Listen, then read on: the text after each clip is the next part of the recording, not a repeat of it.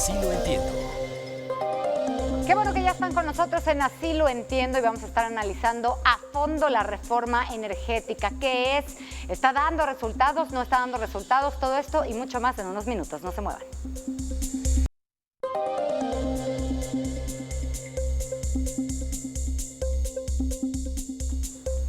Qué gusto que estén de vuelta con nosotros aquí en Así lo entiendo. Hoy comparto este espacio con Paul Sánchez Campos, él es director en Ombudsman Energía México, especialista, por supuesto, en el sector energético y que nos va a ayudar a explicarnos más a fondo de qué va la reforma energética. Pero vámonos directo con los datos. Muchas gracias, bienvenido. Muchas gracias, Derek.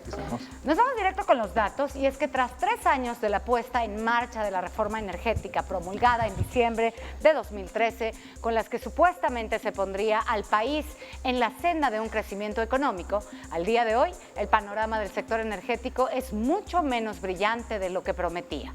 Las modificaciones históricas a los artículos 25, 27 y 28 de la Constitución Política de México, al igual que la creación de ajustes de 21 leyes secundarias y de 25 reglamentos con esta reforma, lo que se buscaba era crecer el potencial del país en materia energética. Las proyecciones apuntaban a que se alcanzarían tasas anuales promedio de 4 y 5%, es decir, el doble del 2.4% observado durante los primeros 12 años del siglo. Las tasas alcanzadas en el mandato de Peña fueron apenas de un máximo de 2.5%.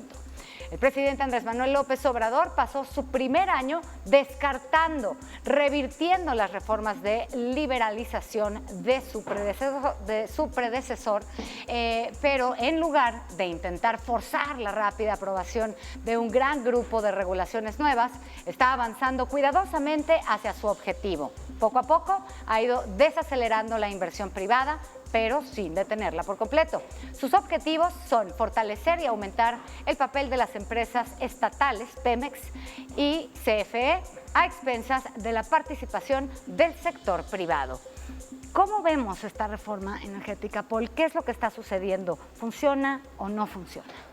Híjole, es una pregunta bien difícil, porque la reforma energética pues era más que nada un habilitador. Este permitía o te abría un marco para hacer una serie de decisiones o tomar una serie de decisiones ejecutivas que permitiera avanzar en todo esto que nos decías. Pero claro, tampoco era una varita mágica, prometer cosas que su implementación eran complicadas de inicio, pues es una de las principales críticas que se le ha hecho al gobierno anterior, porque pues decía que iban a bajar las gasolinas, que iba a bajar el gas, que iba a bajar todo, la electricidad. El problema es que pues, nos enfrentamos a muchas variables que no se veían venir y claro, el gobierno debe pensar siempre en eso, las variables que no se ven venir y que pueden afectar estos planes. Entonces, de entrada se cayó el precio del petróleo y entonces la ejecución fue demasiado lenta. Este marco de la reforma energética que se creó tenía como fin finalmente pues, crear oportunidades finalmente en aras de fortalecer a los consumidores. Entonces, así como ahorita a lo mejor puedes cargar gasolina en una empresa azul, mañana la puedes cargar en una empresa verde y después te puedes regresar a Pemex. Eso es como lo más normal. Pero esta reforma se fue deteniendo, como bien señalaba, se fue desacelerando y como no se ejecutó no correctamente, sino a la velocidad que se esperaba, pues ha sido muy fácil para el presidente decir, aquí donde no ha avanzado mucho, pues lo paramos, lo detenemos, lo revisamos, o vamos aprovechando esas lagunas legales, esas lagunas que no quedaron bien reguladas para avanzar en este proyecto que tiene él, pues quizá no de revertir completamente la reforma de un plumazo, sino ir cambiando para ejecutar este marco en su visión. El problema de eso es que te estás enfrentando a una reforma con un montón de parches, es nueva, pero con muchos parches ahorita. Y el otro problema que tienes es que no te estás enfrentando, o más bien, por lo que no lo hacen, es que te estás enfrentando a evitar el costo político. Ahora, lo que él no quiere y con lo que ha estado en contra todo el tiempo es la privatización como tal, que en realidad no fue una privatización total. ¿Realmente la privatización deja al sector energético en la indefensión? Y realmente fortalecer las paraestatales nos va a ayudar a tener pues mejor desempeño de los energéticos? Pues mira, esta fue una reforma bien interesante porque no fue una reforma que buscara la privatización, como ha pasado en otros países, donde sí se establece como objetivo primordial privatizar a las empresas del Estado o eliminar la participación estatal. Se buscaba abrir ciertos sectores a la competencia, pero a la par se le dejaron sectores específicos y muy estratégicos a las empresas productivas del Estado. CFE, por ejemplo, se quedó con transmisión y distribución, una actividad reservada al Estado mexicano. Entonces, cuando hablamos que las líneas son de CFE, no es cierto, son del Estado mexicano que se las presta a CFE para que las opere. Y ahí tiene un monopolio natural, solo ellos trabajan en esta área. Pero también, por ejemplo, a Pemex se le dejaron un montón de asignaciones y se le dejó también la logística, los ductos. Entonces, realmente hablar de privatización es como complicado, ¿no? Lo que se esperaba es, bueno, hay muchas áreas donde todavía se puede participar, pues deja que mucha gente, o sea, que otros inversionistas, otras empresas traten de generar recursos o traten de generar opciones y alternativas ahí. Entonces, para eso se empezó a hacer las subastas, para que hubiera generadores privados o que pudieran, a través del marco del mercado eléctrico mayorista, participar nuevos suministradores de energía. Es decir, que tú en tu casa no tuvieras nada más la opción de tener CFE, sino también la empresa A, la empresa B y la empresa C.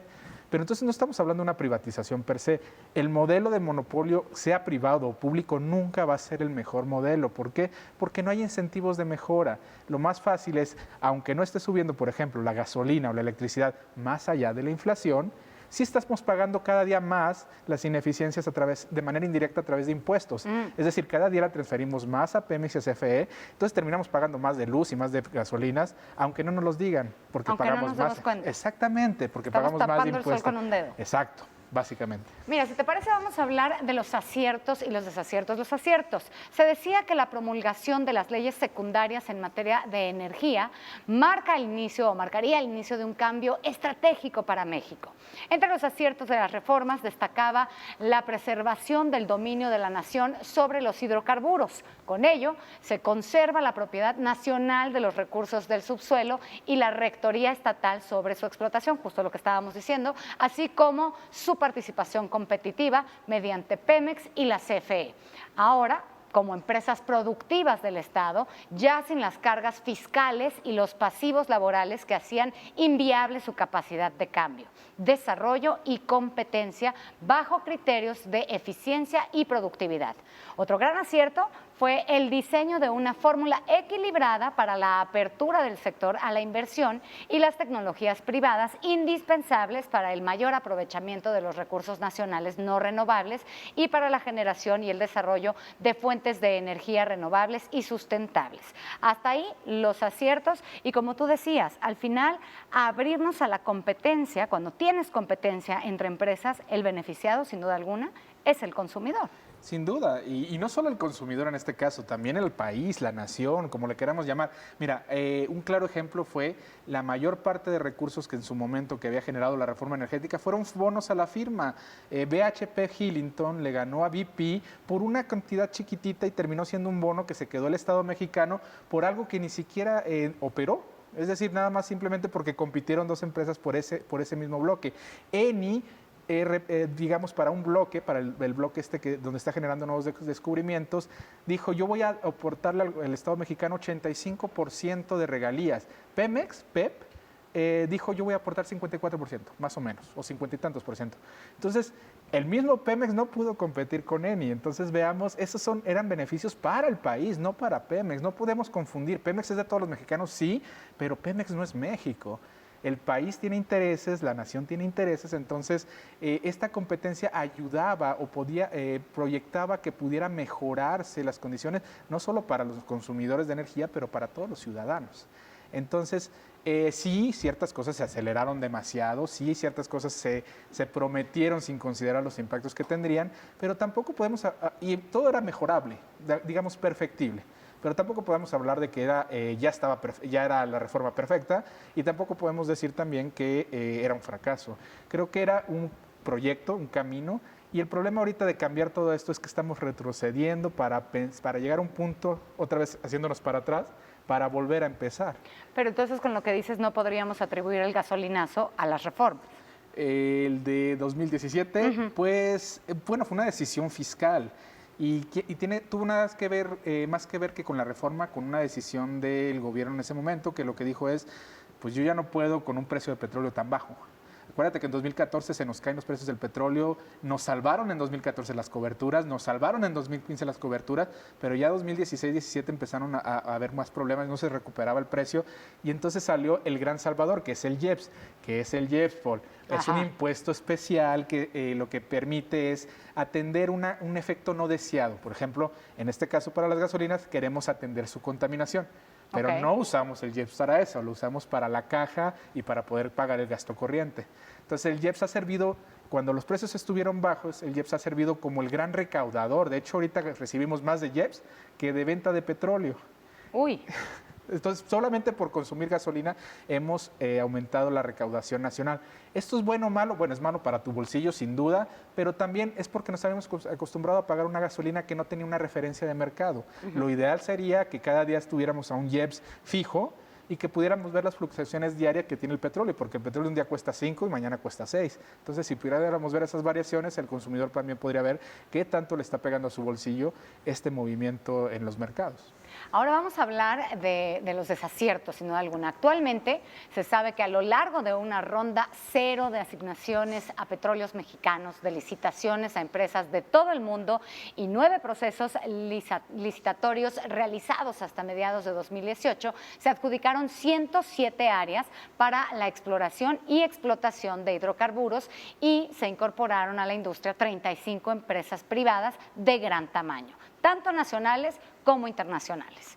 A esto, el presidente López Obrador dijo que con la reforma se entregaron contratos a concesionarios. Estamos esperando que sigue sin producir, estos concesionarios siguen sin producir como lo prometieron, así lo dijo López Obrador, estaban en espera y bueno, pues se llevaron a cabo 3 subastas también de adquisición de energía eléctrica de largo plazo por parte de la Comisión Federal de Electricidad, con lo que un importante número de empresas privadas de talla internacional se incorporó a esta industria. No obstante, las asignaciones y licitaciones anteriores no se tradujeron, en el caso del sector de hidrocarburos, en un aumento de la inversión extranjera directa y tampoco en una mayor derrama tecnológica.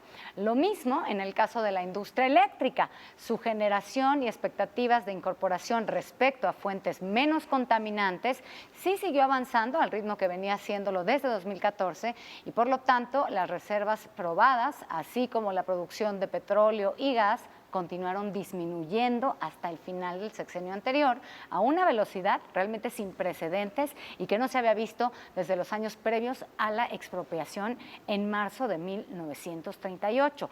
Y con todo esto, entonces, ¿qué se hace? Bueno, mira, si me permites considerar cuál fue el mayor error o mayor desacierto de la reforma energética, creo que fue tratar de vender resultados inmediatos.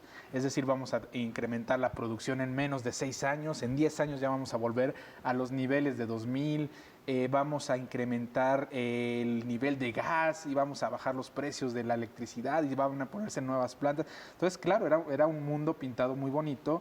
Como te decía, no se consideraba que se iba a caer los precios del petróleo a niveles que hacían inviable cualquier proyecto. Entonces, ¿qué es lo que pasa? Bueno, no es que las empresas estaban incumpliendo, tomaron sus 5 años de exploración para ver, evaluar y decidir cómo iban a mejorar este plan, pero están en todo su derecho, están apegados a la ley. Ahora bien, por eso te digo, el gran desacierto... Oye, y me supongo que los estudios no toman 3 días, además. No toman 3 días, pero supongo que lo lograron y que están en ese momento. Aún así, estaban en el marco jurídico actual, están es del todo legal, están en tiempo. Entonces, ¿cuál es el problema que estamos viendo entonces? Es que se trató de vender... Pues mira, como te decía, Trion, que es uno de los mayores campos en aguas profundas que ya está desarrollando la australiana BHP Hirrington, va a tener una gran producción, pero para eso va a tardar.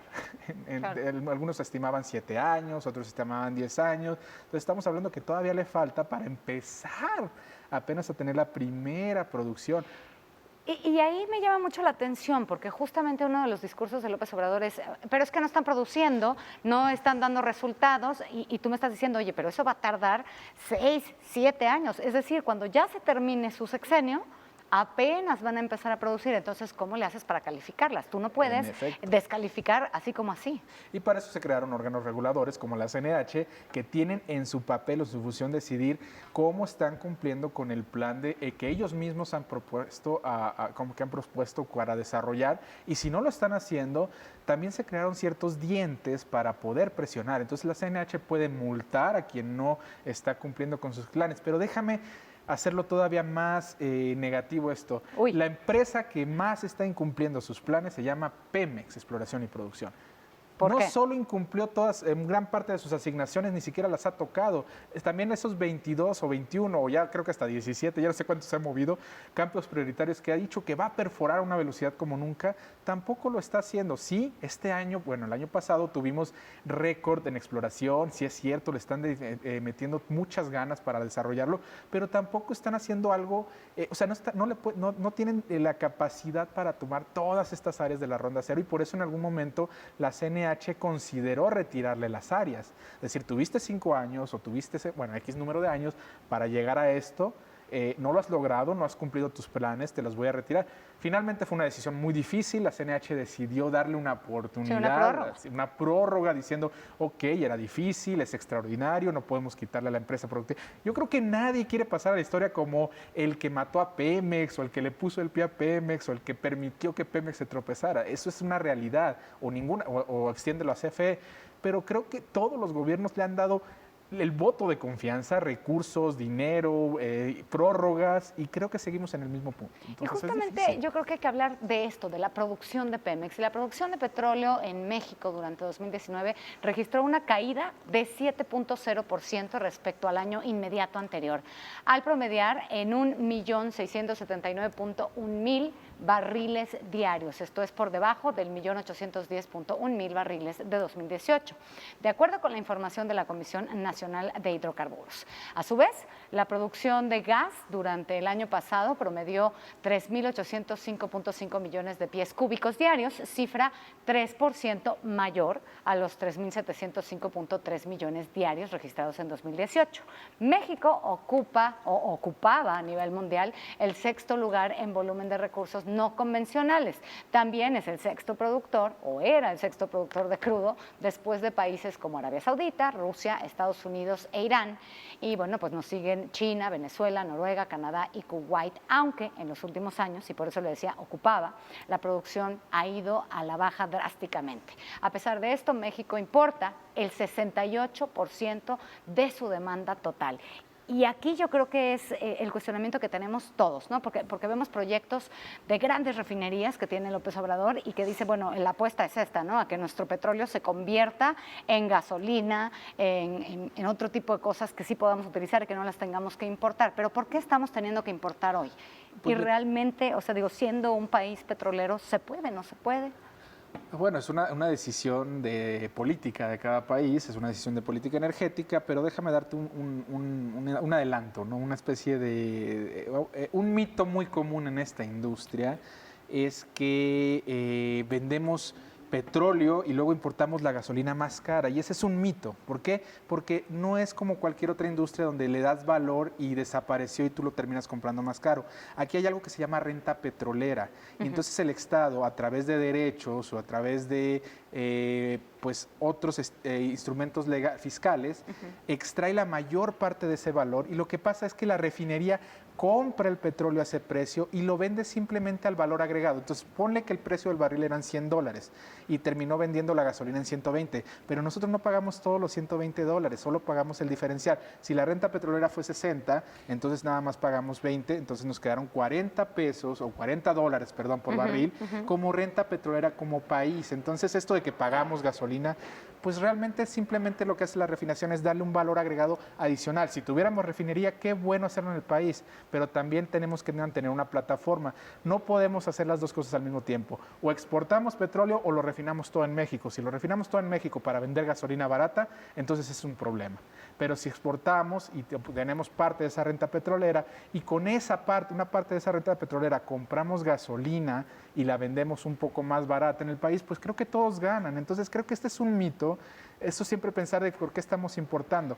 El gran problema que tenemos es Dos Bocas, lo que va a hacer es incrementar la necesidad que tenemos y vamos a tener que meter todo a las refinerías y no va a quedar para la exportación. Entonces ahora sí, no ahí vas a sí tener vamos nada. a estar en problemas. No vas a tener renta. Nos queda un minuto, rápidamente vamos a hablar de la competencia entre Pemex y el resto de las empresas. López Obrador reemplazó a los reguladores de energía partidarios al gobierno anterior por el propio equipo. Esto lo ayudó a allanar el camino para que el gobierno fortalezca a Pemex y a CFE al eliminar regulaciones asimétricas de combustible, subsidios para las compañías privadas de electricidad. En diciembre, la CRE otorgó a Pemex, como decíamos, una extensión de 5 años a un requisito de combustible limpio que le ha permitido continuar vendiendo todavía el contaminante diésel en regiones del país. También anuló un acuerdo que establece controles de precios a los combustibles que Pemex vende a mayoristas, lo que en efecto permite a Pemex encarecer a sus rivales, ¿no? Y entonces, ¿cuál es la competencia y cuál es el beneficio para el consumidor?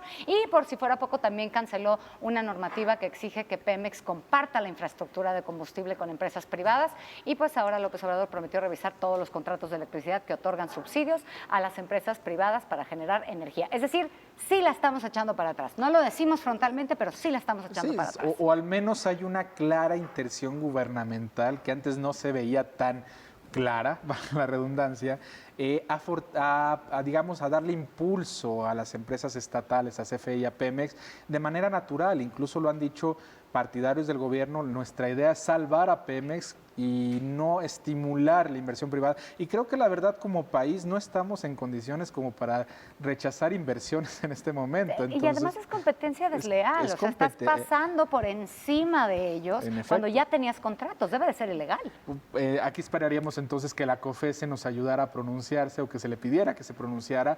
¿Por qué? Porque sí es cierto, tiene un efecto en los usuarios, tiene un efecto al final en nosotros como compradores, porque finalmente 10 centavos o 20 centavos estábamos viendo competencia y decidimos, aquí me dan litros de litro, acá no, y aquí me bajan 10 centavos del consumo, pues a lo mejor elijo con base en ello.